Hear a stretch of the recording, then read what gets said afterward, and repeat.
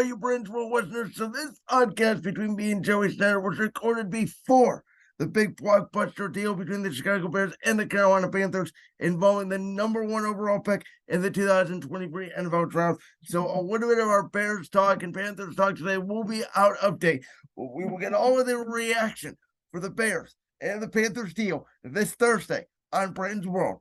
Let's get back to the podcast between Brandon and Joey. The Lamar Jackson situation to me is fascinating. Mm-hmm. I think, and I've been saying this throughout the podcast pretty much all year long, I don't understand why Baltimore has not paid him yet. I think they are a Super Bowl contender with him. I don't think they're even a playoff team without him. I understand there are some injury concerns there, obviously, but he is such a special talent, and they are so uniquely sort of tied to him. And really, they don't have another option, in my opinion, if you're trying to compete for Super Bowls in the AFC with the likes of even of your own division, Joe Burrow, Deshaun Watson, out of that, Mahomes, Herbert. We'll see what Russell Wilson does. I mean, there's so much competition in the AFC. But sort of your take on this whole Baltimore Lamar Jackson situation that seemingly has been going on now for pretty much 2 years, though it's ramped up over the last couple of weeks. Excuse me. So I am going to 100%, and I 100% believe in the conspiracy theories. I'm not even going to pretend that I don't. You have Lamar Jackson, who, like you said, was an MVP. Yes, he's had injuries the last 2 years, but he has still brought his team to the playoffs with arguably the worst wide receiving core in the AFC North, up until this point. I mean, just absolutely abysmal. And he doesn't have an agent. He's doing it all on his own. The Browns gave Deshaun Watson that massive contract, 5 years, $250 million guaranteed, and people thought that was going to reset the QB market. Well, now I think you have agents and you have owners who are trying to not get Lamar what he wants. Like I said, because he doesn't have an agent, and because the owners are saying, you know what, that Deshaun deal was a stupid deal by the Browns. That's not going to reset the market, and you're going to get what we give you. I think the thing is, though, right? Like Daniel Jones has gotten north of $30 million for the Giants. And was it 30 or 40? I thought he got 40. It's at least, I don't think it's 40. I think it's like 35-ish million. But I mean, obviously Lamar Jackson is way much more of a talent than Daniel Jones. And listen, I don't care if Daniel Jones won a playoff game this year or not. In my opinion, Daniel Jones is a below average quarterback. Daniel Jones got 40 million. Did he get 40 million? Holy crap. Okay. Wow. 4 years, 160 million. Okay. Wow. And again, that to me is a mistake by the Giants. I would not pay Daniel Jones 40 million, but I mean, if Daniel Jones is making 40, then Lamar's going to make, at least 45 to 50, you would think, just on the amount of salary cap they're giving to these quarterbacks nowadays. I understand you have to obviously build around the team, and it's hard. I completely understand it's hard to win a Super Bowl when your quarterback is making that much money, but it's the reality in today's NFL. I think it comes down to that guaranteed dollar amount. I think that's really Lamar wants that guaranteed money like Deshaun got. And I don't know how much of Daniel Jones' contract is guaranteed, but I do know I know a lot of it is, and I know he had a 36 million signing bonus as well. Lamar can go to any team and make them not a Super Bowl contender, but put them in the playoff hunt. Yeah, you put him on any team. I just saw someone was just, they were just kind of joking around, but they said Lamar on the Lions. I go, that's actually a really good idea. Lamar on the Lions might be a playoff team. That's interesting. I didn't think about that. Obviously, Goff had a great year there. Yeah. Don't know if they're going to be willing to move off Jared Goff. Would I move off Goff for Lamar? Absolutely, I would. You're hearing a lot of rumblings about Washington, which I think would be interesting. Well, Washington already said they're out. Yeah, All but these they teams. say that, but I don't believe it. I really don't. You got teams like Atlanta that said they're out, which I don't believe. They said they're out. Yeah, doesn't make any sense to me. We'll see. Vegas is kind of interesting, though. I think they have said, they're probably going to go after Jimmy Garoppolo. There's a lot of interesting quarterback movement out there. Speaking of which, one of them, the great Aaron Rodgers. So Joey, I have said, over the last few weeks, and I have leaned towards mostly that he was staying in Green Bay until recently, because it sounds like the Jets are really making the pursuit, and the Jets obviously sound like that they feel confident that they're going to get Rodgers. But if I was Aaron, I would not go to the Jets. I personally believe that even if they get him, they might be second in their division. They might be third. I don't know if that puts them over the top of Buffalo and Miami, depending on what Miami's quarterback situation is going to be. And quite frankly, the AFC is so much of a gauntlet that, when you look at the other side in the NFC, really, and what generally as an Eagles fan, Philly, and you can maybe make the argument for San Francisco if they get a quarterback. Those are your two biggest legitimate threats, and outside of them, I don't think Minnesota's going to be as good as they were last year. Detroit's obviously better, but it's not as big of a threat. We know the NFC South is a mess. Dallas is good, but they're not, a great team by any means. To me, Aaron's best shot to win another Super Bowl, if he wants to add to his legacy, is in Green Bay, and I don't really see him personality-wise fitting in New York. It's tough because he is a great quarterback, but he is absolutely 100% a head case. And I don't think that there's no wiggle room, I guess, in there for that. He's already, he's 38 or 39 years old.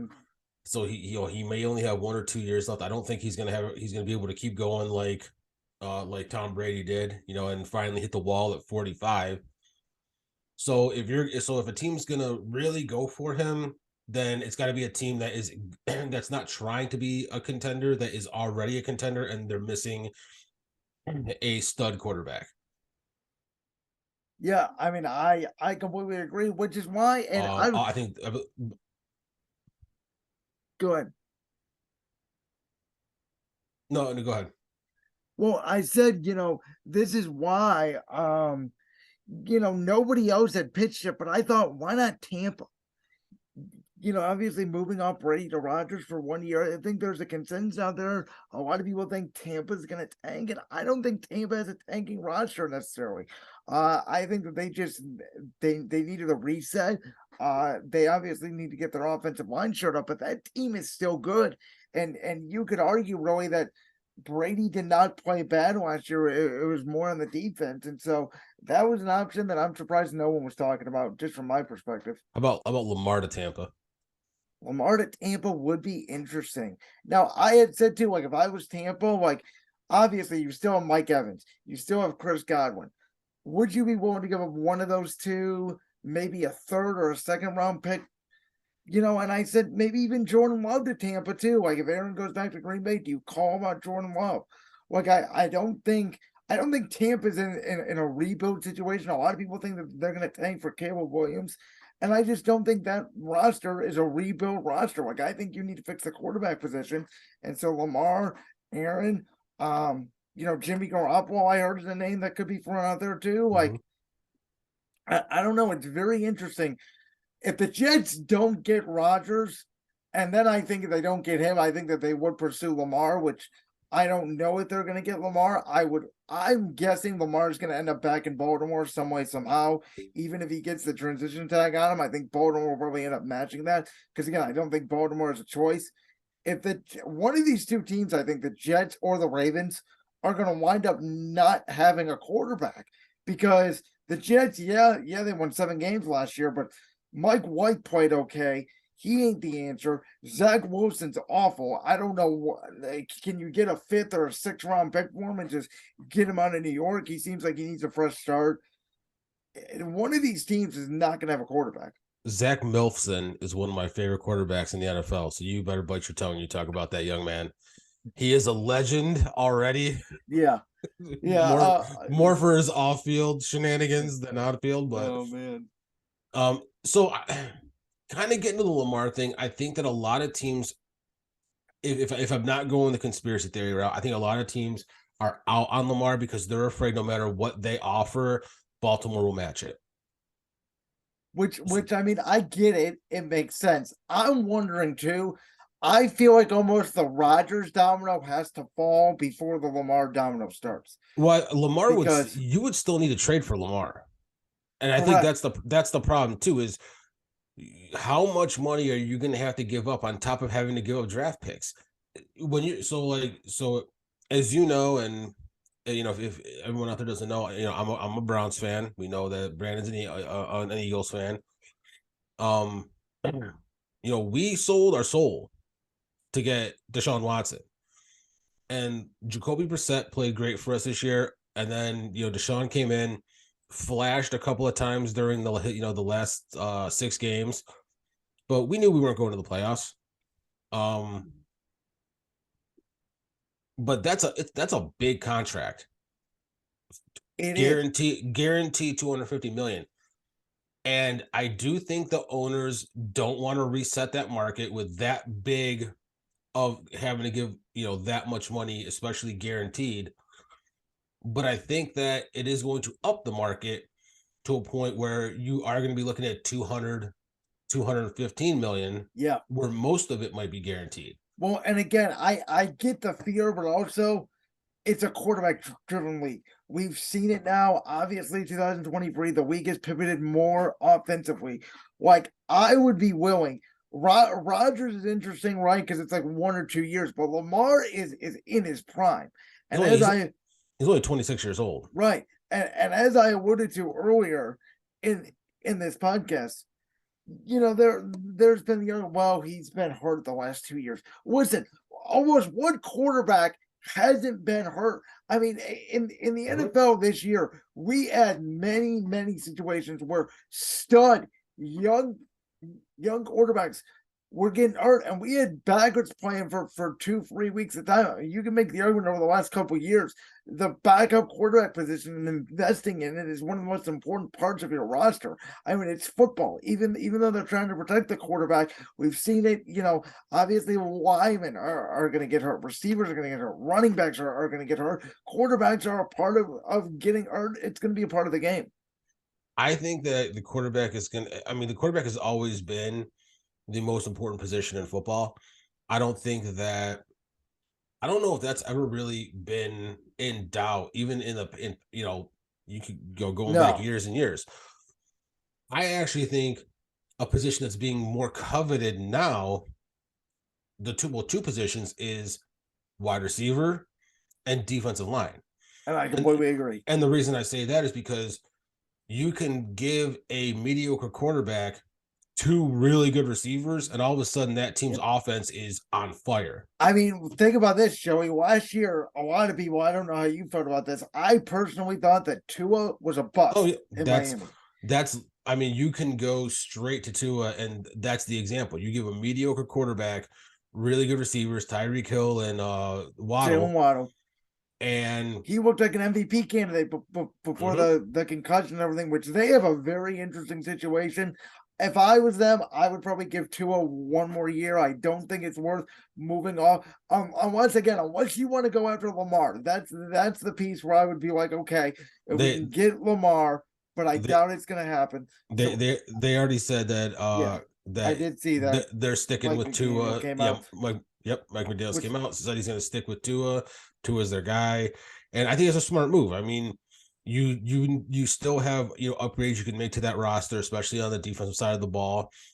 And I think that, by the way, just another point on that, they may have lost to Buffalo twice, including one to the wild card round, but I made the argument you can make the legit case they outcoached Buffalo all 3 of the times they played them last year. Even the snow game, when we all kind of thought, well, Miami's going to the snow, Buffalo's on fire late in the regular season, Tua's coming back.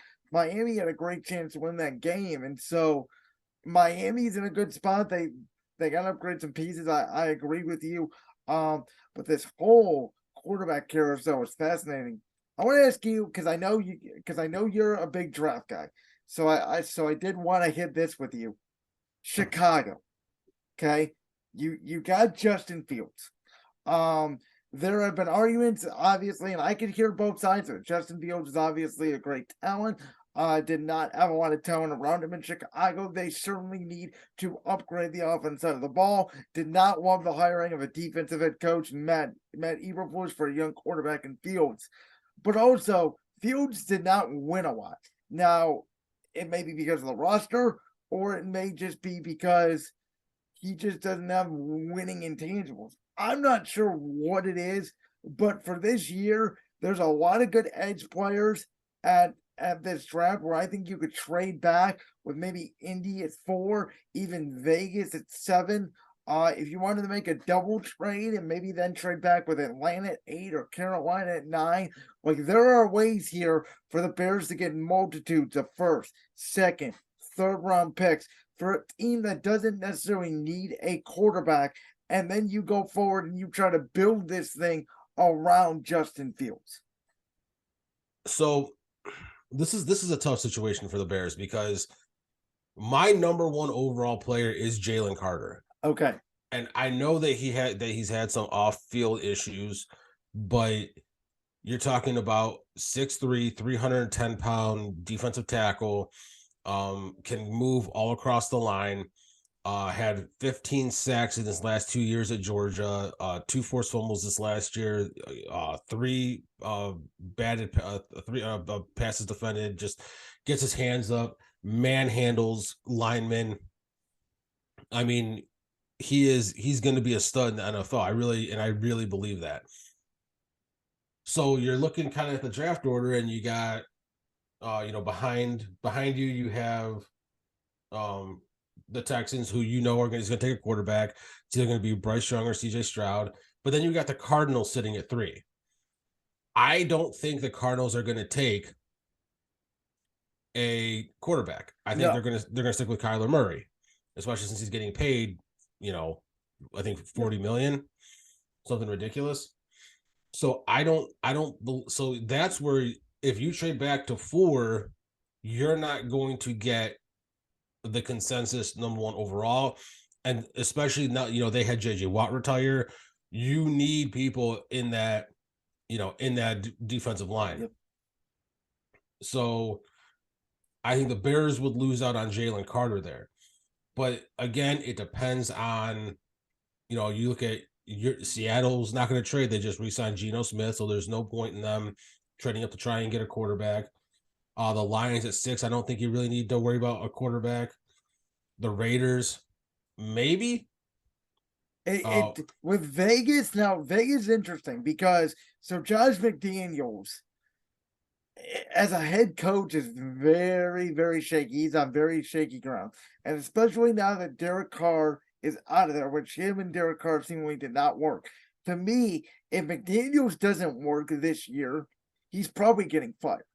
So, Vegas, I think they have to go after a veteran quarterback. I don't think McDaniels is going to want to be patient and work with these rookies, who most of them, obviously, outside of the top 2 and Young and Stroud, may need some time. So, again, I think that they're the team where maybe they go after a Jimmy Garoppolo and start him. Yeah, it's going to be really interesting when you're because of this, this QB carousel that seems to, could potentially absolutely be crazy this offseason. But when you're talking that number 1 pick, you just have to look at what do the Bears value. Do they say, okay, they trade back, maybe they trade back to the Panthers and collect, the Panthers are sitting there, I believe, at 8 or 9. Yeah, because it went 8, so Carolina's 9. And maybe Carolina's going to give up, a first, or 2 firsts, or 2 firsts, 2 seconds, and a third, or it's whatever it's going to be. It's going to take a lot to get that first overall pick when you're especially that far back. Do the Bears value the picks? Do they want to build around Justin Fields, put some receivers out? They obviously need receivers. Absolutely. They need to rebuild their defense after trading Roquan Smith, and Khalil Mack the year before that. So if I'm the Bears and I'm sitting at number 1, I'm thinking to myself, Jalen Carter could be an absolute anchor on our defensive line. But if someone offers us a big enough package for that first overall pick, maybe we jump on it, because then maybe they can go and they can grab Jackson Smith and Jigba. Yeah. And then they can grab someone, maybe maybe they have 2 second-round picks, or they have 2 first-round picks, depending on the team that trades. And 2/3, and you can really build the team. So I get what you're saying on Carter. My one argument is because of the Bears roster situation, because they need so many pieces. One defensive lineman is not going to completely win them games.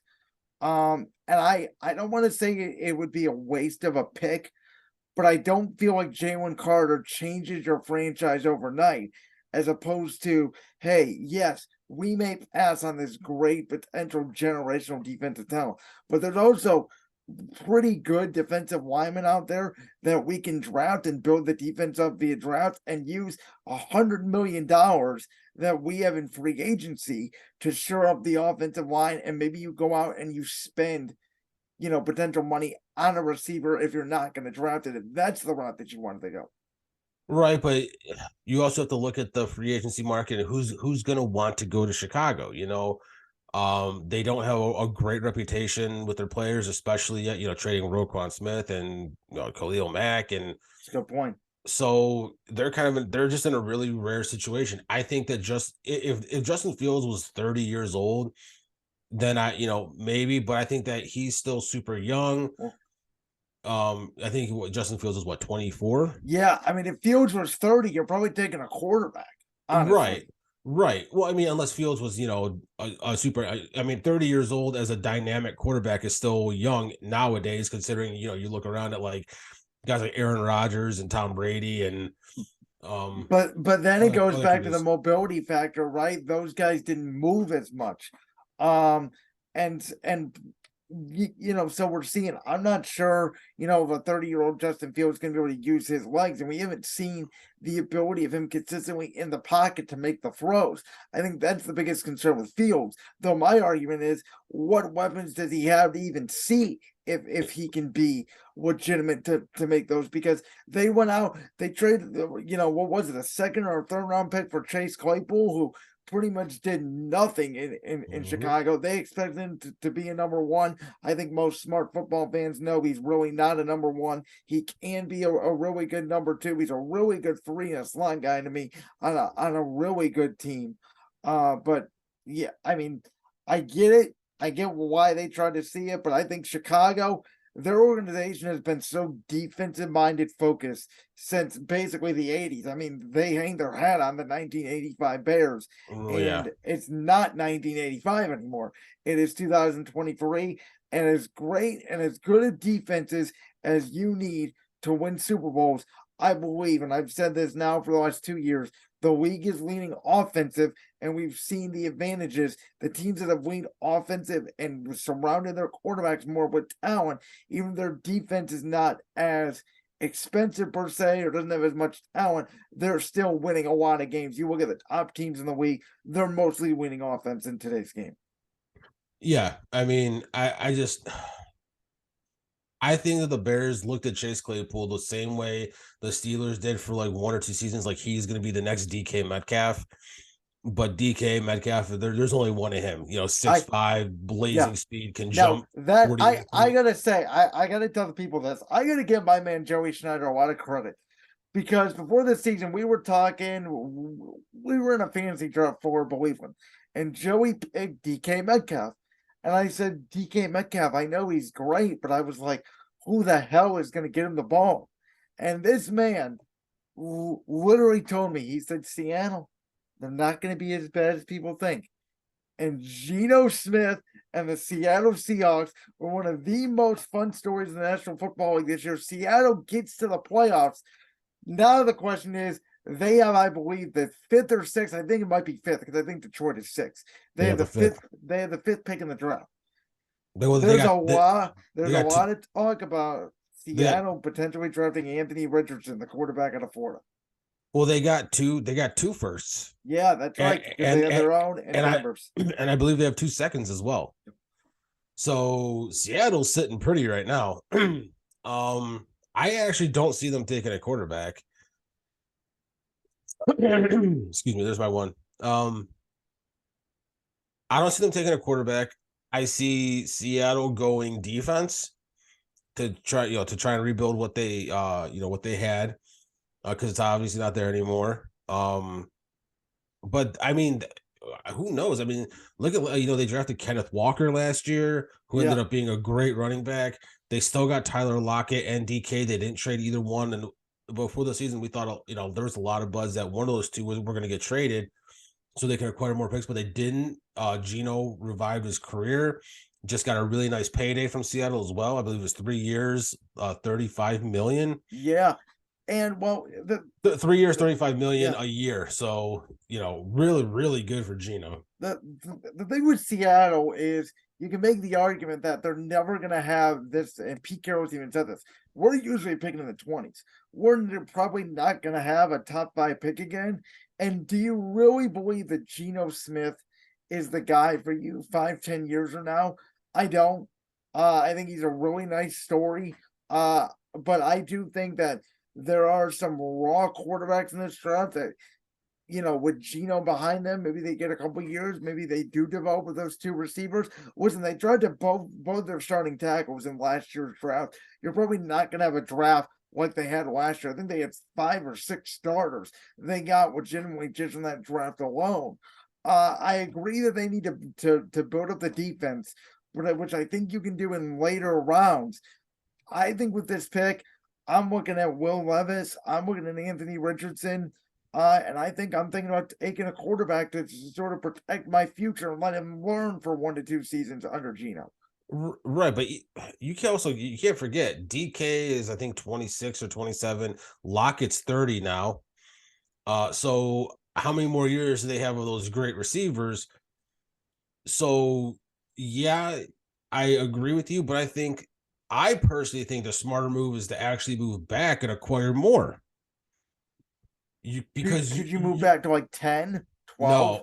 No, I would try. I mean, if someone wants to move up to 5, I'm looking at a team that's probably sitting at like 14 or 15. Okay. Maybe needs a quarterback and is willing to give up, another 2 firsts, 2 seconds or something like that. Maybe if Washington doesn't, obviously Washington's out on Lamar Jackson. I don't know how they feel about Sam Howell. Very interesting situation there with Sam Howell. Because he looked good at the end of last year. I mean, if Carolina doesn't get a quarterback, because they jump 9-5, because Carolina needs one. Now I thought that's where Derek Carr was going to go personally, was Carolina. I thought that was a really good fit for him. I understand the Saints fit Dennis Allen, obviously, former head coach with the Raiders. They have some good weapons. If Michael Thomas, it's reported he's working on a contract extension. If Michael Thomas can get healthy, they have some legitimate weapons. And that division is obviously awful. But you're right. There's some teams in there that I think could move up potentially. I don't think there's a good fit for anyone at Carolina. I think Carolina is one of the worst teams in the NFL. I think that I think they have some solid guys on the defensive side of the ball. But offensively, they need an entire rework. I mean, who's their running back? Who are the receivers? See, their offensive line. I like Foreman, and I like Hubbard, the back. DJ Moore, pretty good receivers. DJ Moore. Yeah, I give you their offensive line needs work. I do like Ian Thomas at tight end. I like both their backs. I don't like their tight end either. I mean, I think offensively they have one receiver. I don't even like the running backs. I think that someone's got to score at some point. So that's where. No, I agree, but I also look at they did win 7 games last year, 6 games, 6 or 7 games. Like they're not a terrible team, really. If you look at that on the bird, yes, they were in a terrible division, but they're not. Let me rephrase it. They're not the worst team in the NFL, but they're definitely in the top 3 in my opinion. They're definitely, like, if there was a tier list, they would be at in the bottom tier with probably a couple other teams. But I don't see. There's no reason they need a rebuild. I don't see them. I think that they might be a team that, like, maybe Levis goes to. And then you start building from there. Okay, you got your quarterback. You go through the season. Who can you sign? Can you get a number 2 receiver next to DJ Moore? Can you kind of build that O line up a little bit, because they're, like I said, they're defensively they're pretty good. You got Brian Burns and Chin, the safety. Yeah, Jeremy Chin, who I did call when he was drafted. I said he's going to be a really good player in this draft. I can't. Who's God? They got another really good defensive lineman, defensive tackle. I can't remember the name. Brown from Auburn. Brown, yes, yeah, Brown. So they got pieces in that on that defense that you could that is already established. But offensively, outside of DJ Moore, they need a whole rework. I think the first thing for them is getting a quarterback. I'll give you that. I don't think a veteran wants to go there because there is other. They need offensive linemen. So no, I'll give you that. I'll give you that. Mm-hmm. All right. I'm gonna ask you this one question. Sorry to cut you off, but I'm gonna ask you this one question before we move on and talk some Guardians and talk this pitch clock and this shift, because I know you got strong opinions on it with baseball. Ooh, okay, yeah. Okay, Super Bowl. We've talked about it all. What about we made some references to it on ATC. Obviously, I'm a huge Eagles fan. Obviously, listen, I've told you this before. I'm not upset we lost the game. I'm upset with the call that was made because I didn't feel like we had a rightful chance to go down and tie the game, potentially get the game to overtime. I don't like the fact that, and I acknowledge it, James Bradbury should have got a holding call in the first quarter. It was not called. To me, the one in the first quarter was more egregious than the one in the fourth quarter. I don't like the inconsistencies of officiating. And I think the NFL and MLB and NBA, really all these sports, but it's been coming more and more in the NFL recently. End of games, even the Super Bowl before that, the Cincinnati holding call against the Rams, which was a ticky-tack, in my opinion, holding call. At the end of games, and especially in playoff games, I want, once it's completely egregious and you have to call it, I understand it. But I want referees to stay out of it, and I want players to decide the game. And I don't really know what the fix is, because it seems like all these games are coming down to a 50-50 call that the referee is making, and I don't like it. Yeah, I mean, the thing that is that's really weird about it is you go back and look, and it is 100% a penalty. But it was such a ticky-tack penalty, and in the winning moments of the game, you're gonna call it then, when that same penalty occurs on probably 25 to 30% of the plays. Every single play over 5 yards, there's still grabbing going on, but you don't call it during the first, second, third quarter, and at the end of the game with the game on the line, that's when you're going to call it. And I understand it was a penalty. It was. You could look at it 1,000 different ways, 1,000 different times. It was still a penalty, but it was such a small thing that occurs all the time that was the time that you're going to call it in, when the game needs to be won. I didn't like it. You took the game out of the players' hands. I mean, you still got to make the field goal and all that stuff, but I just thought that it was a crappy ending to a really good game. And whether the Chiefs still would have won, or maybe it would have swung and the Eagles would have won. It after such a good game, even though that grass was absolute garbage. Also another conspiracy I have, but See, I have a problem with conspiracy theory in sports. I agree with you on it, but it's wrong. Listen, I don't know if sports betting is coming into play and these officials are secretly betting on games. And I'm not a conspiracy theorist, but there is a lot happening right now in sports, whether it's NBA officials making terrible calls night after night, NFL referees making bad calls week after week, MLB umpires calling low strikes, balls and way ball strikes. I don't know what's going on, man. did, I did know. you did you see Fred VanVleet from the Raptors go off? I did not see that. Oh my God, you gotta. He just tirade. I mean, like really well spoken, but just cursing like crazy. Like if you, it's almost crazy to watch because he's like so composed and how much cursing he's doing at the referees. Did it happen last night? It happened, yeah, I believe it was last night, and he even singled out the ref. It was Ben Taylor, and he just was like went completely off. And I mean, nothing he said was really wrong either. Like it was just, it was a lot of BS calls, and that's like Was you the said. basis on that official just bad calls, or was it on the league as a whole? No, he said like most most refs, are pretty good each night. He said, but there's like one ref or two refs that just seem to always want to make calls.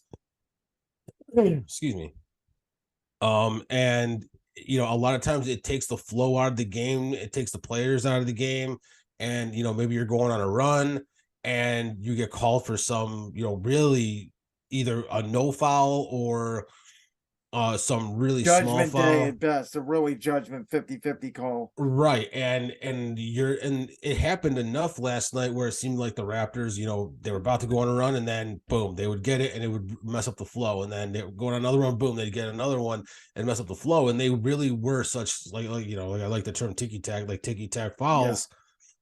And you're just like, what is going on? And he just absolutely went off. And I don't think that I'm not someone who's genuinely a conspiracy theorist. I'm not. That's not who I am. And I'm not either. But you see it and it's happening. And I don't think full-time officiating is going to solve it because we see full-time officiating across all the other leagues and they're just as bad. But I've always said too, like I would love personally, and I know it's not going to happen because I don't even think the media is allowed to go into these. But I would love that some way somehow I'd pay whatever it costs to go into a rules interpretation class. I want to do it for Major League Baseball when it comes to balls and strikes. I want to do it for the NFL because I feel like I know if you take these online quizzes of whatever, you can get 95% of them right, just not even looking up the answers. Like, I feel like I know legitimate what is a foul, what isn't a foul, what is pass interference, what isn't, what is roughing the passer, what isn't. I feel like I know that, but the way these referees explain the rules, I'm like, huh? I never even heard of that. Well, it's I mean, like you said, it's every single league. It's the NBA, it's the NFL. How did Angel Hernandez have a job for as long as he did in the MLB? And Jim Joyce, of course, I forget what the Tigers pitcher name, which was against the then Indians that play at first base.